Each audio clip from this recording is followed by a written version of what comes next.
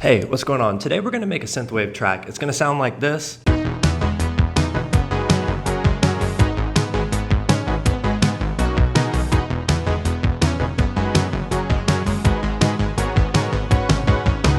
Hopefully it turns out good. I think that from a music production standpoint, it's just a great place to start, and I feel like it's a gateway genre. You may be able to develop good foundations within synthwave, and then you can sort of branch out into other areas. For this video, I'm going to be using free software or stock plugins just to make this as accessible as possible. Let me show you a couple of synthwave cliches that might help you get something in the zone. Okay, and then we're going to take our bass sound here. So 16th notes, but drop off the first of each of them. So you're going to go, right? So you just keep that out. I'm just going to record that in real quick, and then we'll get an idea what that sounds like.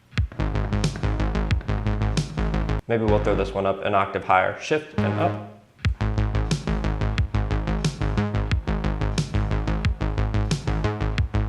Right, sort of a cliche. Here's another one, I think.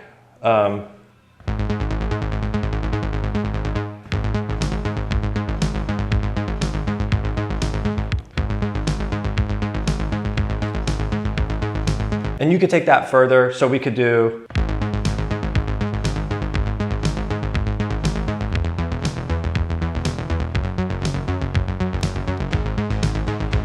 See if we can get maybe something, maybe a little lead in here.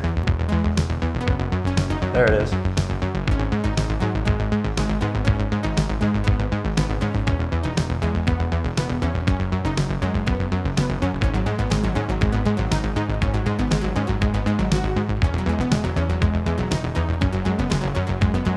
I hope that this is making sense. Maybe we go back to our other one that we had here.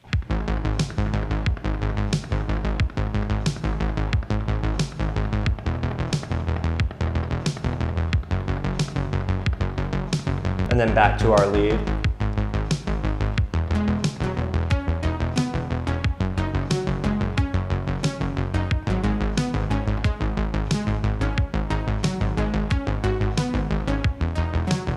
Right, just kind of making it up. I hope you get my point. A couple of those sort of like cliche things of running these sort of arpeggiated bass lines, right? Running something like that, and then just kind of picking out a little bit of melody. It's really not that hard, right? All right, so this particular step isn't necessary. I'll just pick up a guitar and start trying to come up with an idea. And then as soon as I get something solid, I'll just take it over into the DAW and I'll start reproducing that with my synth. Here's what I've got.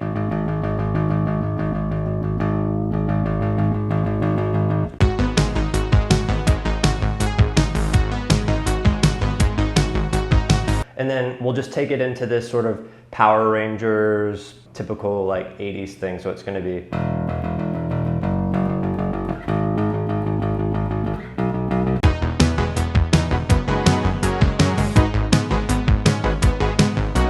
Right, something like that. For all of the melodic instruments, I used Synth 1, which is free. And Synth 1 came out in October 2002, and it's modeled after the Nord Lead 2. I don't think you don't like need to go buy any sort of analog hardware to make this type of music. It's fun, you can do that, but isn't mandatory, isn't necessary. Okay, so here's the bass sound that we have here. It's really simple. It's just 2 saw waves and the filter cut down to maybe about 70%. There's a little bit of filter envelope to just give it a little bit of a transient. I've got the chorus on there, and then lastly, the LFO is just doing a little bit of pitch modulation, just like a very tiny amount to just make it sound sort of analog-y and warm. Listen to it, right?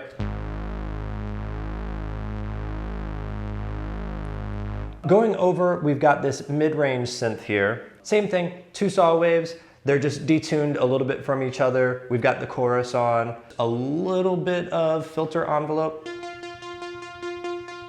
Let's see if I did the same thing with the pitch. Same thing, I've got just a little bit of pitch modulation.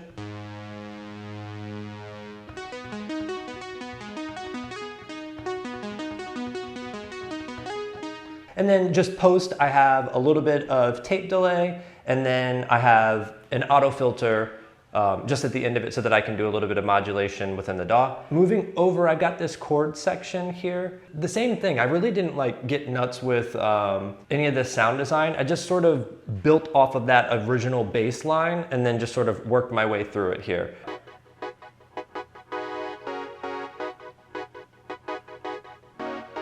Lastly, I've got this lead synth here.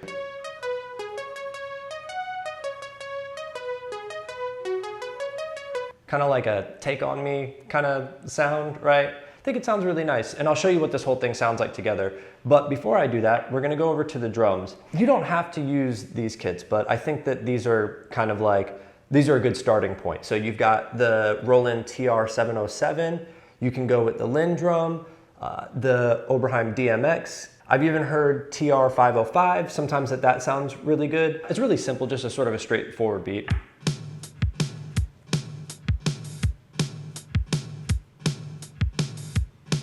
Pulled the pitch down on the snare just a little bit, and then I have a little bit of reverb. Now, a lot of times what folks will do is they will gate the reverb to get that sort of like Phil Collins sound. And it's cool, it's a good way to go. I compressed the snare after I added the reverb, and then I compressed the whole kit, and I think that this double compression for the snare kind of gives it this like punch.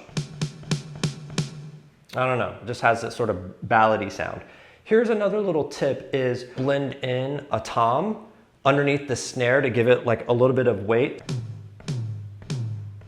Here's what I put together. So here's our first part here, and I'll just play through this a little bit.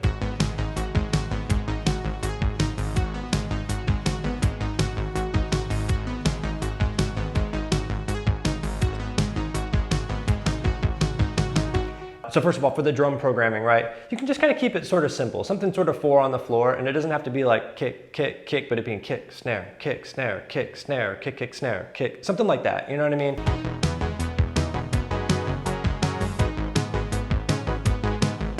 Take a look in arrangement view, and I've got this all printed out. There's a couple of things that I know that I want to change, just what I programmed in from session view. Take this mid-range synth, an auto filter on here. We've got this sort of rising thing happening.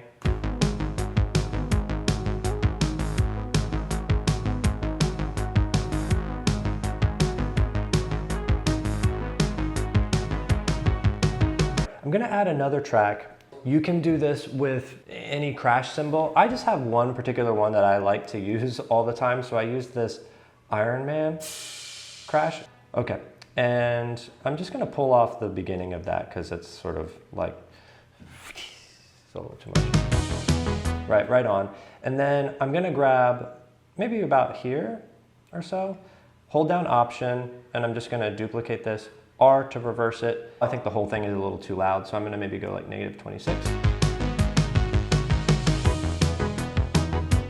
Cool. On my master channel, I almost always keep a series of effects that I like to use to apply to the whole track. I've got a couple different things like a band pass to just sort of like, I don't know. And to accentuate that happening here, I'm gonna grab this cymbal here, and we'll just pop that in there like so. I'm gonna show you a little bonus trick. I'm gonna take this whole track, export, I'm gonna minimize that and turn it off and drag it in. In Ableton, you can warp your tracks and choose how you're gonna time stretch them. I'm gonna go ahead and select warp down here, and for me, my default is complex. I'm going to move it to repitch. It will warp the clip depending on the speed of the BPM. It will give you a sort of tape effect. To me, that's what it sounds like. It's 164, and then I'm gonna go ahead and change this to 150, and take a listen to this now. Maybe we can mess around with the BPM and just see if we get some different tones or different characteristics, bring it into a different key and see if it has a different vibe.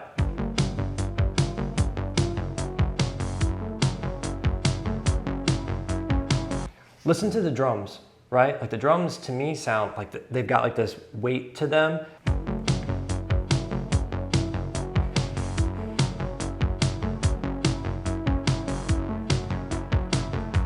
I'm back in my automation mode and I'm on my master channel. I'm gonna click on the tempo, and now it gives me a line for this automation. Take a look at this real quick. I think it's fucking sick.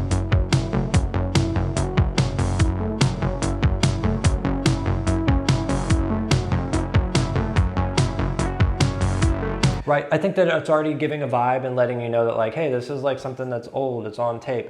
Take that here, right? So that maybe it starts going.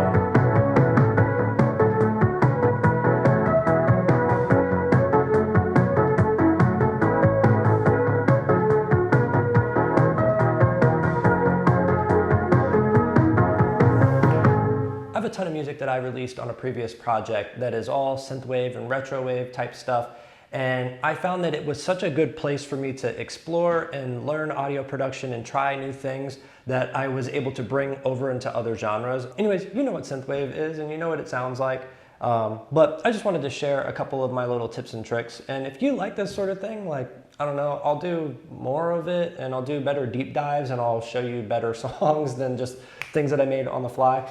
I've got a bunch of music down here, and if you get a chance to listen to it, I'd be grateful for that. And hey, I hope that you have a great day, and I hope that things are going like really well in your life. Okay? All right, talk to you later. Drink some water, bye.